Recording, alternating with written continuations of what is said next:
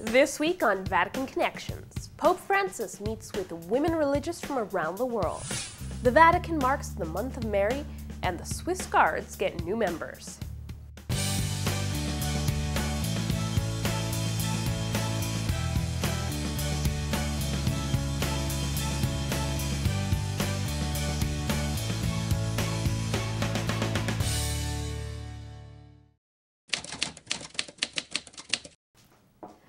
Hello and welcome to Vatican Connections for the week of May 10th. Now it is the month of Mary and we're going to take a look at how the Vatican is celebrating that month. But first, let's take a look at what's been going on at the Vatican this week. So this past Monday was the anniversary of the sack of Rome in 1527. It also marks the day that 147 Swiss guards died protecting Pope Clement VII from the invading troops of Charles V. Every year on May 6th, the new recruits of the Swiss guards take their oath to protect the Pope. This year there were 35 new recruits taking part in the ceremony.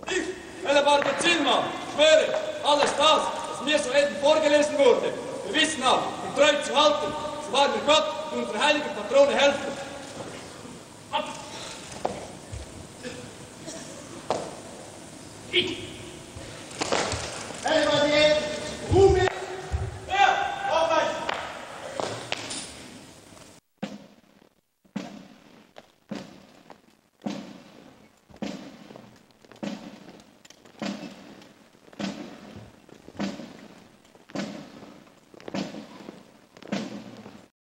On Tuesday, we got the details of Pope Francis's first apostolic voyage abroad. Now, we have known that Pope Francis would be going to World Youth Day in Rio de Janeiro.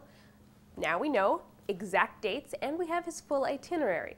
The Holy Father will arrive in Rio on July 22nd, take a day to rest, and on the morning of July 24th, he will take a helicopter to Aparecida, the site of the National Marian Shrine, before participating in World Youth Day events. Now, we'll have more of the Pope's itinerary later in the program when we speak with Father Leandro Lenin from the World Youth Day Organizing Committee. This week, we also got some insight into the relationship between the Vatican and the Leadership Conference of Women Religious.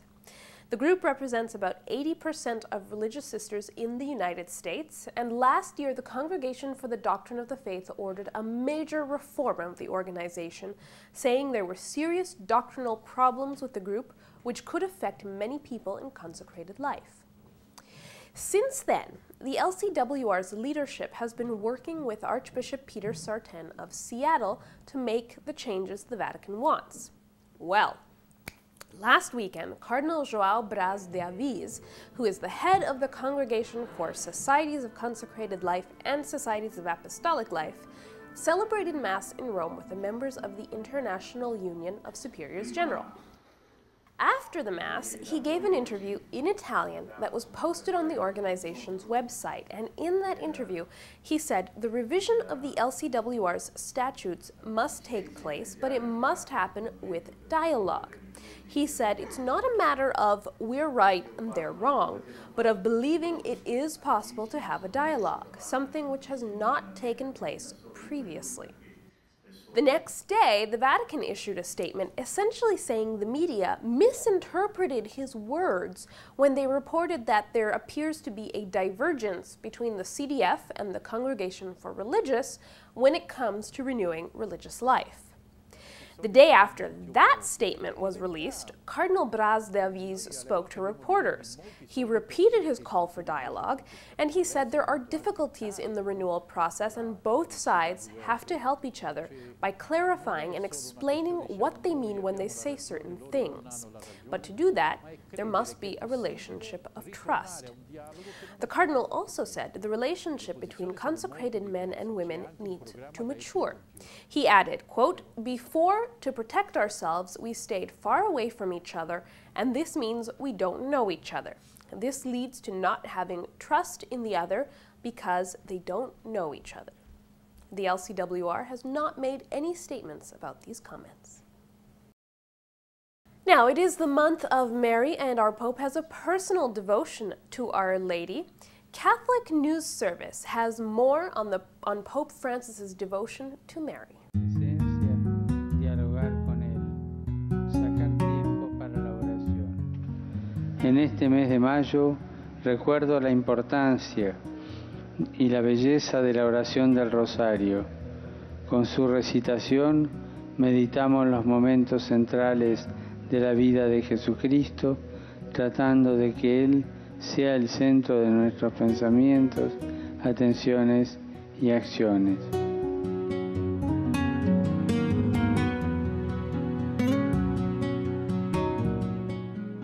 I think the devotion to our Blessed Mother is an important part of our Christian life, and especially for people in Latin America. We have Our Lady Guadalupe in Mexico and for the American continent, and also the different devotions in each country and even in each region of each country. So for us, we have a special devotion and love that is manifested in the popular religiosity in every single country. I remember when I was growing up, the different devotions to our Blessed Mother, how every celebration was well attended and is part of our growing up and learning about the Catholic faith. And I'm not surprised that Pope Francis has a very strong devotion to our Blessed Mother, and he always talks about it in the opportunity that I had to celebrate with him. It was beautiful to see that after Mass, at the end of Mass, he asked all of us to together to sing the Regina Coeli as part of the celebration of the Feast of the Annunciation. The Mass was early in the morning, so after that we together were singing the Regina Coeli during the Easter season to celebrate our Blessed Mother. So I'm convinced that he has a very strong devotion to our Blessed Mother, and that he wants us to go to Mary to be able to relate better to our Lord Jesus Christ. And Vatican City State has signed an agreement with the U.S. Treasury Department on financial enforcement. Now, this is just one more step to bring more transparency to Vatican finances and to come into line with international anti-money laundering rules. Vatican City State is also in talks with other nations to sign similar agreements. A special concert was held this week at the Vatican's Paul VI Hall. The concert was part of a sacred music festival, and it honored a prolific composer of sacred music, Cardinal Domenico Bartolucci. Conducting the Festival di Pasqua Symphony Orchestra was Canadian conductor Boris Brott, who hails from Hamilton, Ontario. Did you know? To become a Swiss Guard, one must be a Swiss male between the ages of 19 and 30, unmarried, and a faithful Catholic. Dual citizens need not apply. Earlier, we mentioned that the Pope's itinerary for his trip to Rio de Janeiro was released. Joining us is Father Leandro Lenin.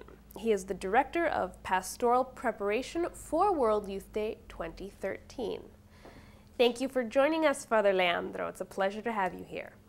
Now, this week we heard about the Pope's itinerary, and we know that he's going to participate in the main events of World Youth Day, but what other activities will he be taking part in? So, now that the agenda is confirmed, so we are now happy because we know that Pope Francis will attend all the big venues we have. And he will be part of another events that will happen during the week. So there are some meetings with the government for sure, but the special parts we see that we could get with him is to visit, for example, a small community in the shanty towns. The community is called Virginia Community. And it's like a bless for those people who lives there, because they are now passing for a new moment called pacification time. So these communities normally used to be no safe communities, but now the government is looking to them, and fortunately with the arrival and the visit of Pope Francis, they can receive him. And I think this will be a wonderful opportunity for them to dream again, to think about the future, and especially with security. So that's very, very nice. One other thing we could get in this program is to visit a hospital. There will be built a section to receive the treatment of young people who is drug addicted. So it's an opportunity. I think we could have there 90 beds to receive these young people, and it's new. It's quite new in our city. This kind of treatment. So Pope Francis will be there to bless this hospital and to open the first part of this building that will treat these young people. So for many pilgrims, this will be their first time perhaps traveling outside of their country or traveling to the southern hemisphere. What advice do you have for pilgrims who are preparing right now for the biggest adventure of their lives? I ask to all the pilgrims the attention to come to Rio de Janeiro with the hearts opened, because we are already with the arms wide open, as the Christ the Redeemer always is.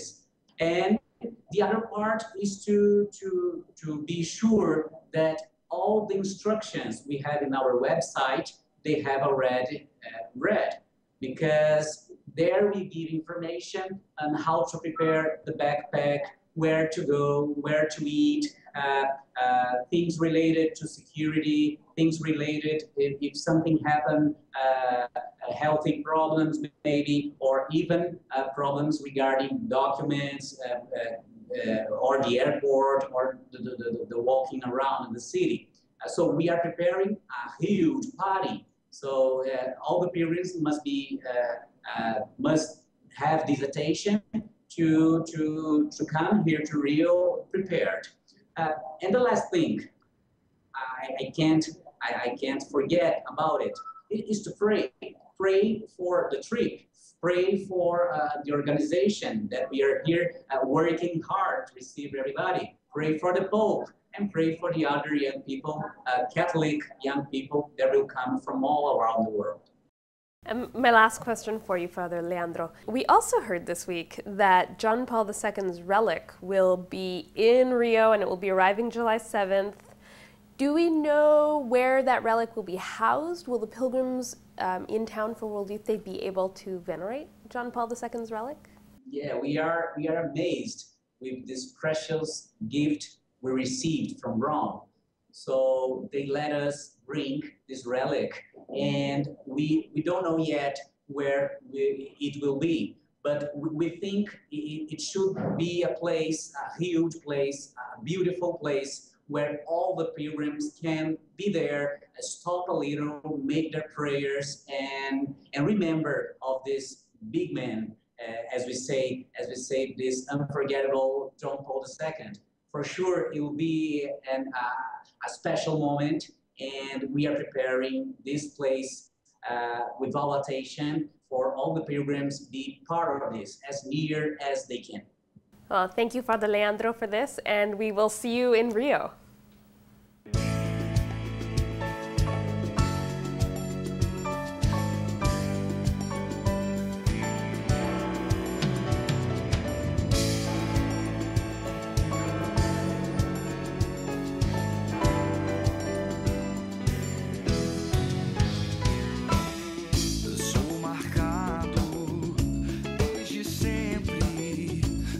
Sinal do Redentor.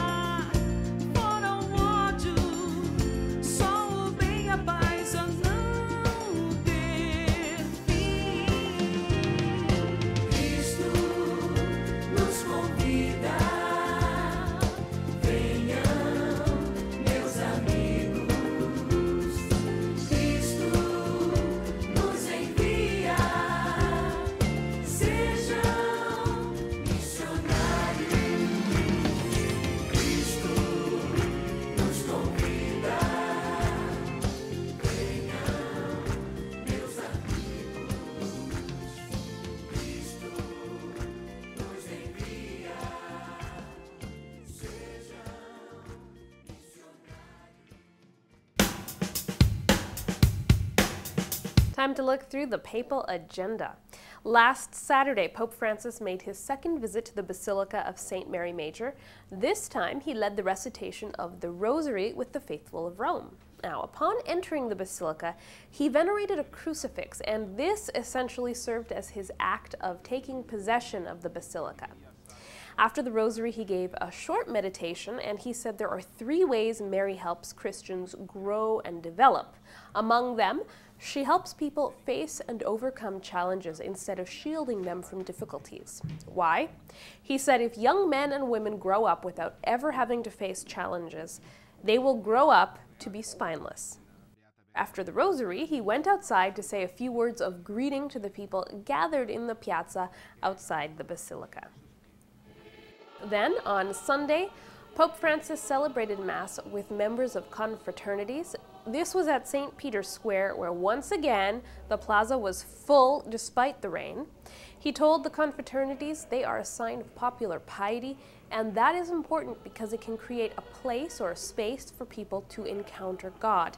He also said popular piety is a path that leads towards what is essential about our faith, Christ. Pope Francis met with the president of the Swiss Confederation on Monday in advance of the ceremony to swear in new members of the Swiss Guards. During their meeting, they spoke about the desire to reinforce the good relations between the Holy See and the Swiss Confederation, as well as the desire to intensify the collaboration between church and state. And later the same morning, Pope Francis met with the Swiss Guard Corps and their families. Now, while the guards you see in the colorful uniforms in the plaza must be unmarried and under the age of 30, many of the senior officers are married and have families who live in Vatican City. Now, turning back to the audience, while addressing the young recruits, Pope Francis said, "Your presence is a sign of the strength and beauty of the gospel, which in every age calls young people to follow its path."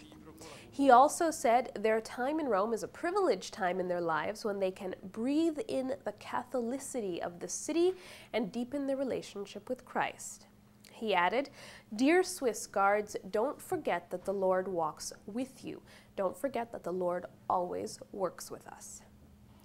And on Wednesday, Pope Francis met with the religious sisters who had been taking part in the plenary assembly of the International Union of Superiors General.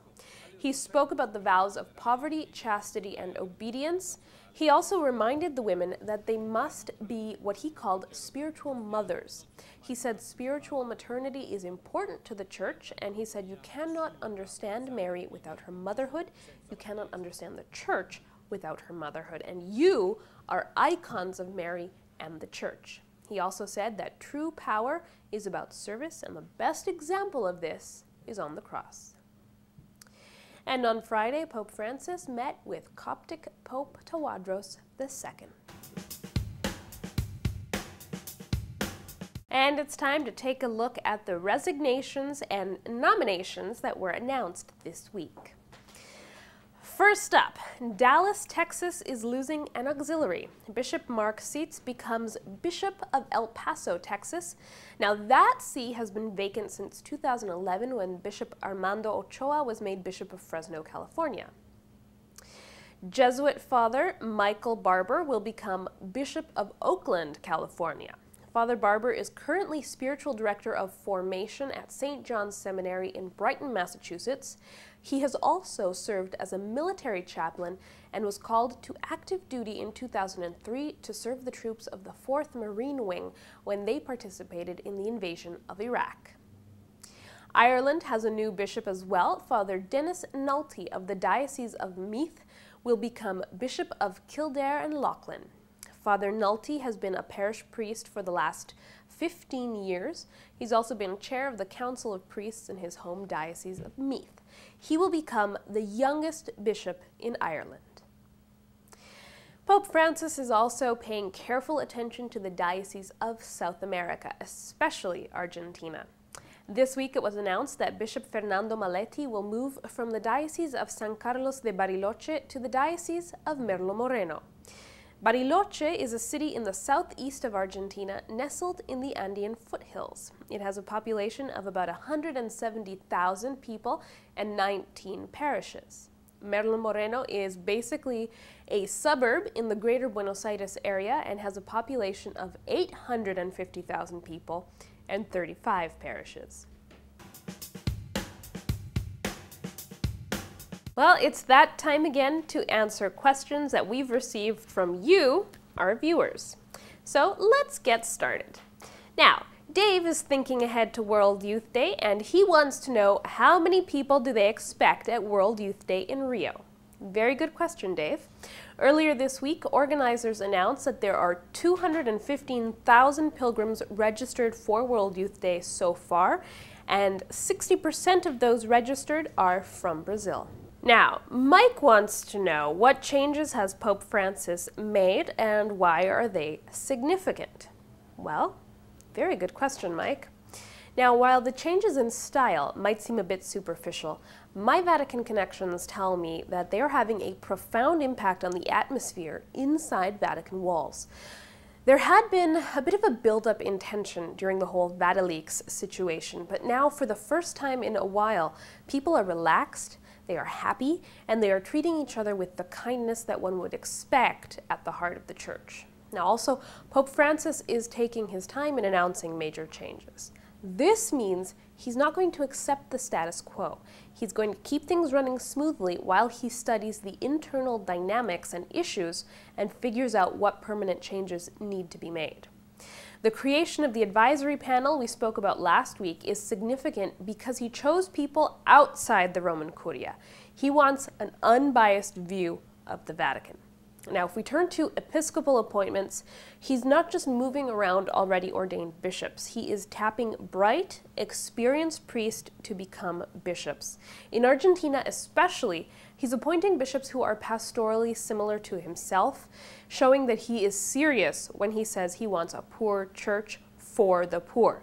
He is appointing men who view the role of bishop as teacher and servant of the people of God. Now, the decision to live in the Santa Marta residence shows that he will not let himself be isolated from people, he will not be insulated, and no one will control what information gets to him. I hope that answers your question, Mike. Thanks for all your questions. Keep them coming. Vatican Connections is interactive. Send us your questions or comments by Facebook, Twitter, email, or post.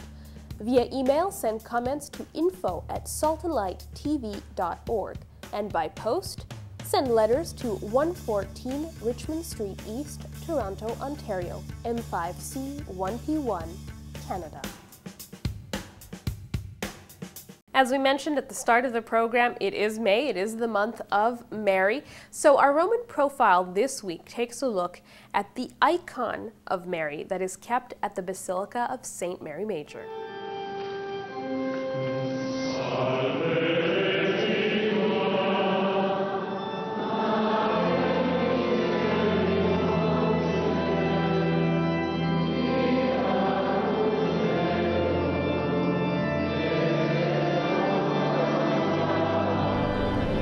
The icon of the Madonna Salus Populi Romani proclaims this mission, this idea of a church that's really meant to be universal. So this icon of, there are many different thoughts of its origin. It's believed to be the icon that was carried by Gregory the Great during the Great Plague in 590, when he arranged 40 different processions to leave from different parts of the city that would converge on the bridge by Hadrian's Mausoleum, now the Castel Sant'Angelo. And it's believed to be the icon before which Michael the Archangel resheathed his flaming sword, bringing an end to the plague and renaming the Mausoleum of Hadrian as Castel Sant'Angelo.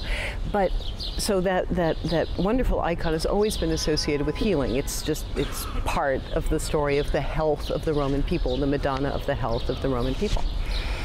Except when you look in that chapel, the painting up above it is not quite the physical illness. It's not a story of a plague in the sense of a physical illness. The story up above it shows Mary and John the Evangelist who are coming to cure a series of people who have been bitten by the poisonous serpents of heresy. So we start to see physical health, also spiritual health. That chapel was done post-Reformation. So you see this imagery of a health in both senses, both the body and the soul. And then you begin to realize that this isn't an icon just for the Roman people. What do we define the Roman people as? The people who live within the Aurelian walls or the Servian walls or within the city limits of Rome? But the Roman people are all the people of the Roman Church. So this wonderful kind of lack of boundary that the Roman Church has. And that's it for this week's edition of Vatican Connections. Remember, keep your questions and comments coming. Well, until next time, thank you for watching.